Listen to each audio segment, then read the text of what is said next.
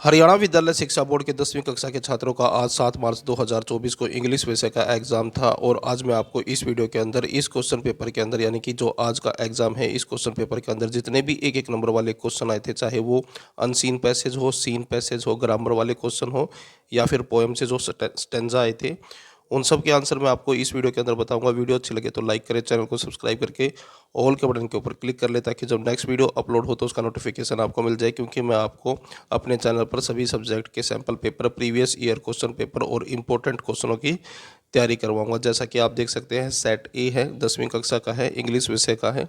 अब क्वेश्चन देखते हैं इसके। यहाँ से आपका क्वेश्चन पेपर स्टार्ट होता है। सबसे पहले अनसीन पैसेज आया था, तो ये अनसीन पैसेज था।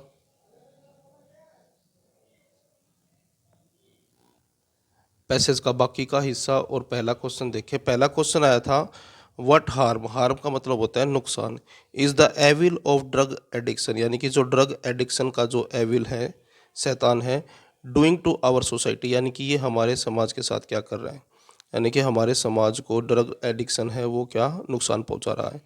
तो आंसर देखें, यहाँ पर आंसर बनेगा इसका पहले क्वेश्चन का ड्रग एडिक्टेड, यानी कि जो ड्रग के आदी हैं।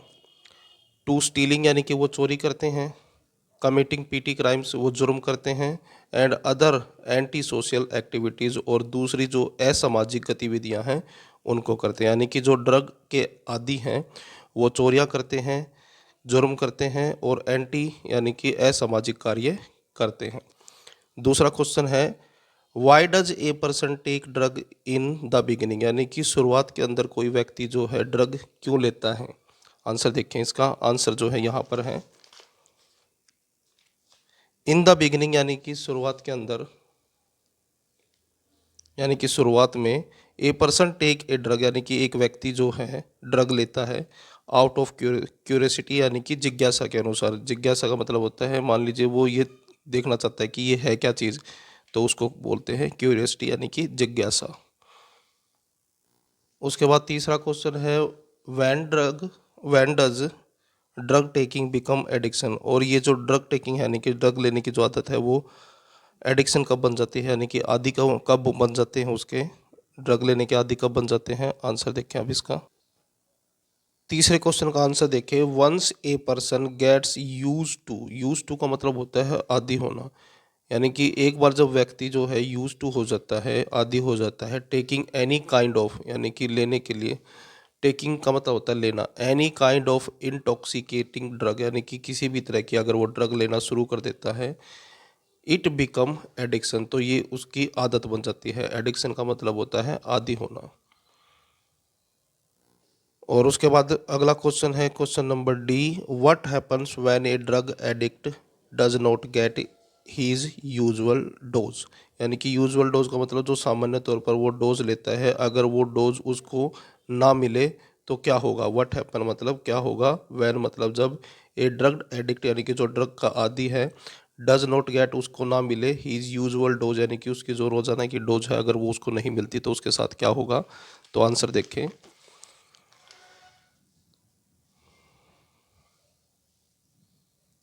तो यहाँ पर है आंसर हीज होल बॉडी, यानी कि उसका पूरा शरीर जो है, रीड्स इन पेन, यानी कि वो पेन से, दर्द से कहराएगा।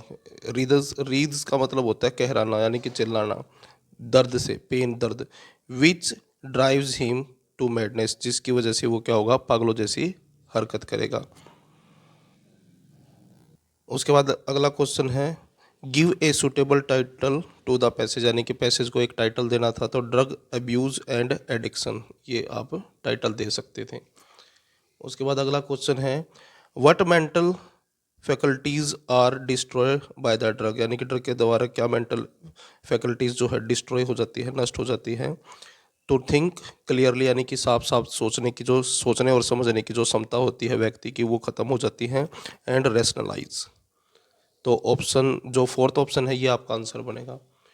उसके बाद अगला क्वेश्चन है it is very easy for a drug addict to give up drugs, कहते हैं कि क्या ये बहुत आसान है कि एक ड्रग एडिक्ट को कि वो ड्रग छोड़ दे। तो इसका आंसर बनेगा फॉल्स, क्योंकि ड्रग एडिक्ट जो है आसानी से ड्रग को नहीं छोड़ सकता, तो इसका आंसर बनेगा फॉल्स। उसके बाद अगला क्वेश्चन है ड्रग एडिक्ट बिकम तो इसका आंसर बनेगा ऑप्शन 4। अगला क्वेश्चन है what drives addict to madness, तो बॉडी पेन, तो इसका आंसर बनेगा तीसरा ऑप्शन। अगला क्वेश्चन है what makes the drug addicts to commit petty crimes to pay for the drugs, यानी कि जो ड्रग्स होती है वो महंगी आती हैं, यहाँ पर जो है लिखा हुआ था इसका आंसर बिसाइड, इसके अलावा टेकिंग ड्रग इज एक्सपेंसिव, जो ड्रग लेना है वो महंगा है, तो इस वजह से जो है पे करने के लिए वो चोरी वगैरह करते हैं। तो इसलिए जो है ऑप्शन सेकंड आपका आंसर बनेगा, to pay for the drug, यानी कि ड्रग को पे करने के लिए जो है वो क्राइम करते हैं। उसके बाद दूसरा स्टैंजा देखिए, ये आपका दूसरा स्टैंजा था,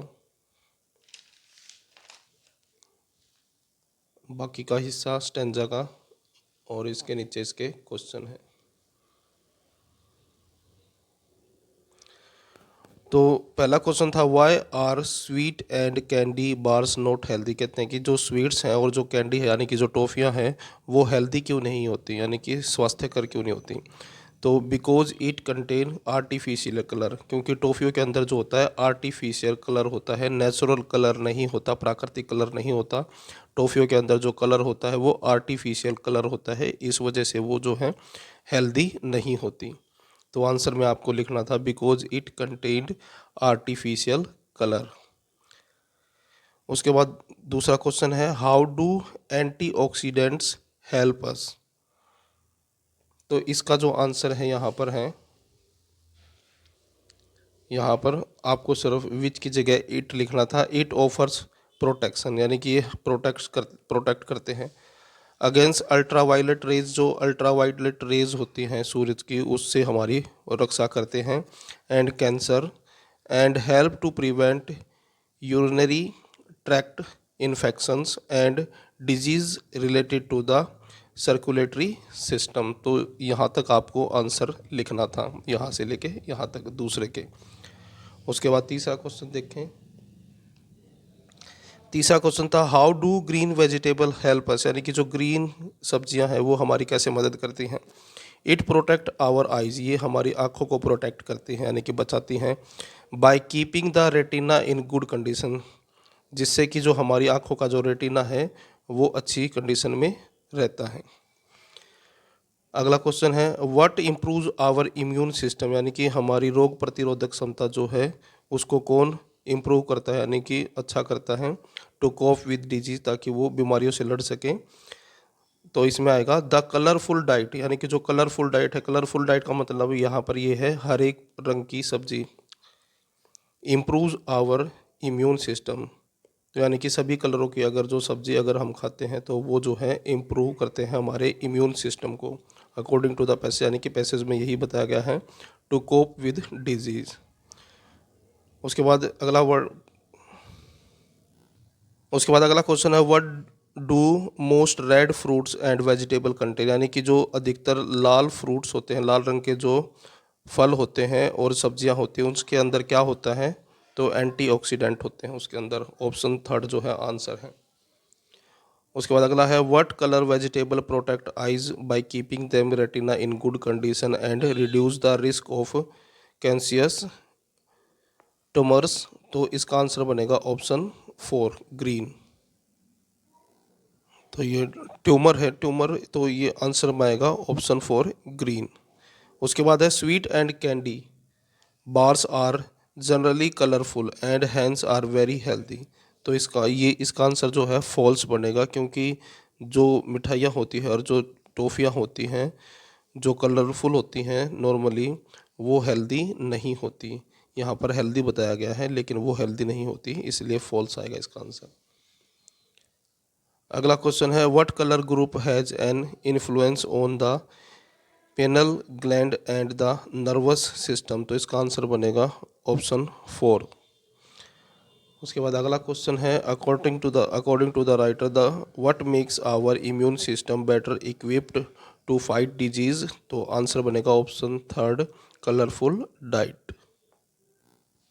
उसके बाद यहाँ से ग्रामर वाले क्वेश्चन है, पहला था fill in the blanks with the correct form of the verb, तो पहला सेंटेंस देखिए I dash her for several years, तो इसमें आंसर में बन जाएगा have known, I have known her for several year, यानी कि मैं उसे कई सालों से जानता हूँ।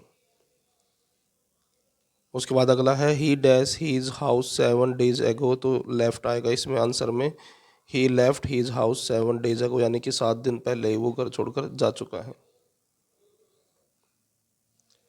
अगला है fill in the blanks with correct article, article वाला है। तो mister Chatterjee wants to be an MLA, an MLA, MLA को अगर हिंदी में लिखते हैं एम ए आएगा, तो इसलिए आंसर में आ जाएगा एन। उसके बाद है my brother studies in a university, a आएगा आंसर में।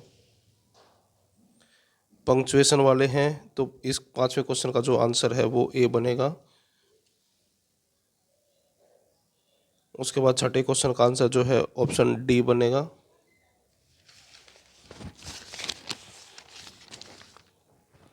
7वें क्वेश्चन का जो आंसर है वो है ऑप्शन ए।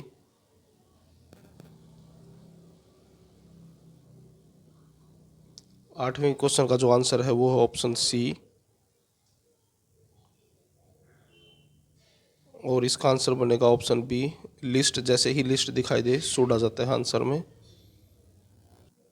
उसके बाद है my uncle dash go for walk every morning, तो आएगा यूज टू, यानी कि पास्ट की हैबिट को बताने के लिए, जो काम पहले करते थे अब नहीं करते, उसके लिए यूज टू यूज होता है। उसके बाद 11वें का आंसर बनेगा ऑप्शन सी, और 12वें का आंसर बनेगा ऑप्शन बी। उसके बाद है सीन स्टेंजा, यानी कि आपके बुक से जो पैसेज आया था वो है ये, स्टेंजा नहीं सॉरी, पैसेज है ये। तो नाम है, पहला जो क्वेश्चन है उसमें नाम पूछा गया है चैप्टर का और ऑथर का, यानी कि लेखक का। तो ये जो है पैसेज हीज फर्स्ट फ्लाइट से लिया गया है, और इसके जो राइटर हैं लैम ओ फ्लहर्टी हैं। फर्स्ट फ्लाइट लाइम ओ फ्लहर्टी। अगला क्वेश्चन था व्हाट 2 lessons, यानी कि कौन से 2 सबक हैड हीज पेरेंट्स टॉट, यानी कि उसके माता पिता ने सिखाए उसे द डे बिफोर, यानी कि एक दिन पहले। तो आंसर आएगा how to skim the wave and how to dive for fish. Skim the wave का मतलब होता है लहरों पर तैरना, यानी कि कैसे लहरों के ऊपर तैरा जाता है, और कैसे जो है मछली के लिए डाइव लगाया जाता है, यानी कि मछली पकड़ने के लिए कैसे गोता लगाया जाता है, ये दोनों चीज़ें उसको सिखाई थी। How did his parents circle around his elder brother, यानी कि वाई, क्यों जो है उसके माता पिता, सर्कल अराउंड का मतलब होता है उसके चारों तरफ उड़ना, हीज एल्डर ब्रदर ब्रदर यानी कि उसके बड़े भाई के चारों तरफ उसके माता पिता क्यों उड़ रहे थे। वॉचिंग हिम कैचिंग फिश, वो उसको मछली पकड़ते हुए देख रहे थे। What had he seen his brother do, यानी कि उसने अपने भाई को क्या करते हुए देखा। कैचिंग फिश, मछली पकड़ते हुए देखा, और स्वेलो इट, और उसको निगलते हुए। स्वेलो का मतलब होता है निगलना, और अगले क्वेश्चन में यही चीज़ पूछ रखी है कि स्वेलो का मीनिंग क्या है। जो इस पैसेज के अंदर जो वर्ड यूज़ किया गया है स्वेलो के लिए, यानी कि निगलने के लिए, तो डेवोर, तो ये आएगा आंसर में डेवोर। उसके बाद अगला पैसेज है ये,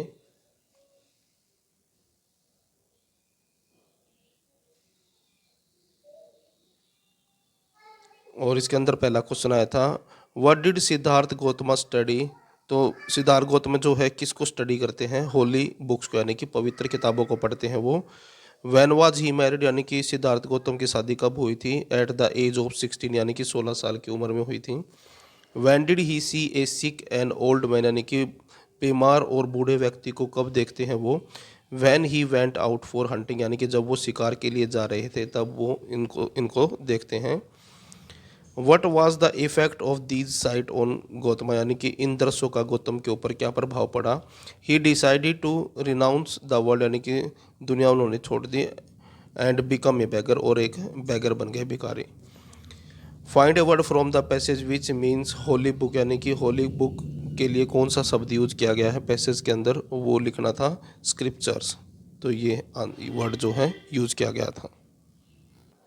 उसके बाद ये पोएम से स्टैंजा आया था। अब इसके क्वेश्चन देखते हैं।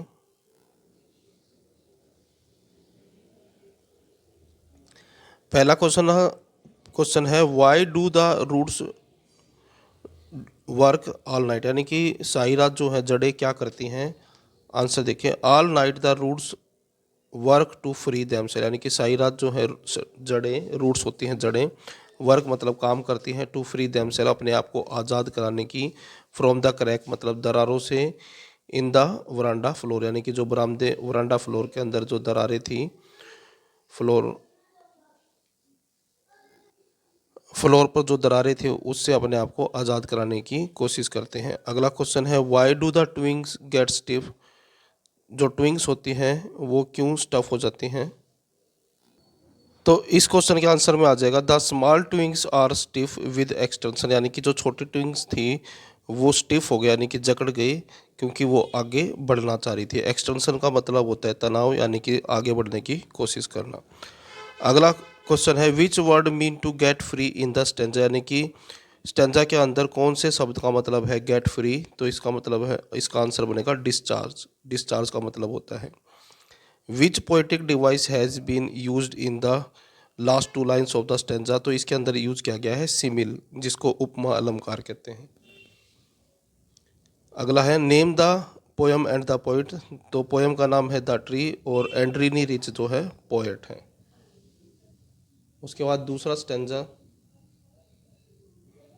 How did the crow change the poet mood, यानी कि कोवे ने कैसे कवि के मूड को चेंज कर दिया। तो आंसर में आएगा crow soak down the dust of snow, यानी कि क्रो ने जो है सोक डाउन यानी कि हिलाकर जो है पेड़ का ऊपर जो बर्फ़ थी, स्नो थी, उसको कवि के ऊपर गिरा दिया था।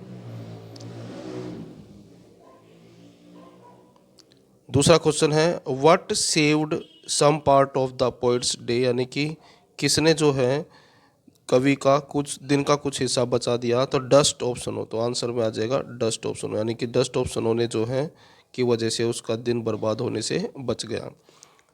द वर्ड रूइड मीन्स, तो इसका मतलब होता है रिग्रेट। इसका मतलब होता है पछतावा करना, रिग्रेट का।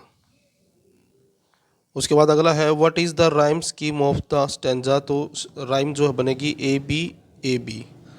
Name the poem and the और पोएट, तो डस्ट ऑफ स्नो और रॉबर्ट फ्रॉस्ट, ये पोएम का नाम है और ये पोएट का नाम है, कवि का।